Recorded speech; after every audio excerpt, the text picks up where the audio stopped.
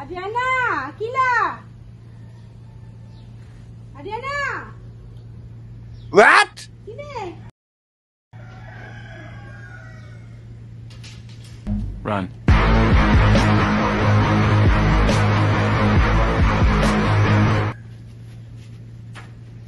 Mana rekod minggu lepas yang saya minta? Kau dah bagi. Ini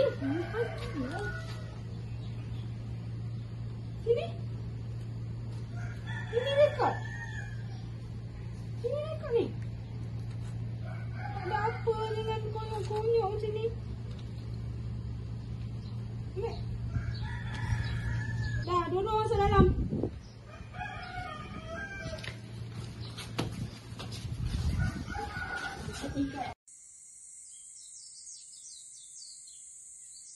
Bagi rekod dalam kertas jadi belacan. Macam mana nak selesaikan ni?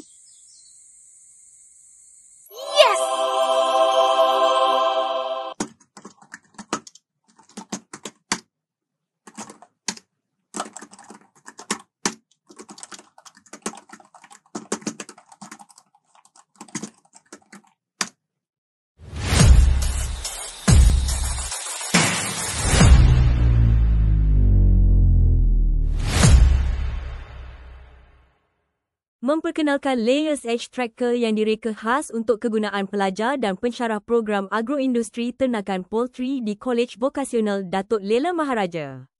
Dengan hanya mengimbas kod QR ini, pelajar dan pensyarah dapat mengetahui umur ayam penelur mengikut tarikh kemasukan anak ayam sehari. Pengguna juga dapat memasukkan rekod harian telur untuk memantau penghasilan telur ayam.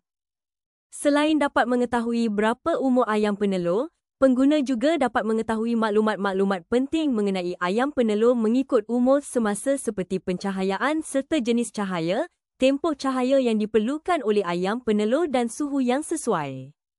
Sekarang kita akan lihat bahagian rekod harian telur.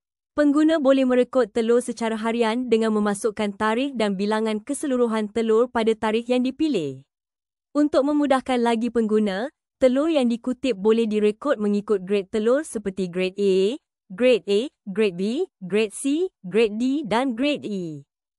Setelah rekod telur disimpan, data akan dipaparkan seperti ini.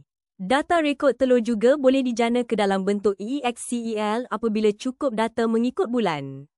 Ini sangat membantu memudahkan pengguna untuk menyimpan data dalam tempoh jangka masa yang lama, kerana tempoh hidup ayam penelur adalah selama 72 minggu. Graf penghasilan telur amatlah penting untuk dibuat kerana dengan adanya graf penghasilan telur ini, pengguna dapat mengenal pasti adakah ayam penelur tersebut menghasilkan telur secara optimum. Jika terdapat kelainan pada graf ini, pengguna dapat mengenal pasti apakah masalah yang perlu ditangani terhadap ayam penelur seperti ayam tidak mendapat makanan yang secukupnya, tidak mendapat cahaya yang mencukupi atau suhu yang terlalu panas atau sejuk.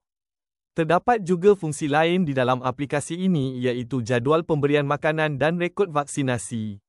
Fungsi ini masih dalam penambahbaikan kerana memerlukan data yang lebih tepat untuk memudahkan lagi pengguna ketika menggunakan aplikasi ini.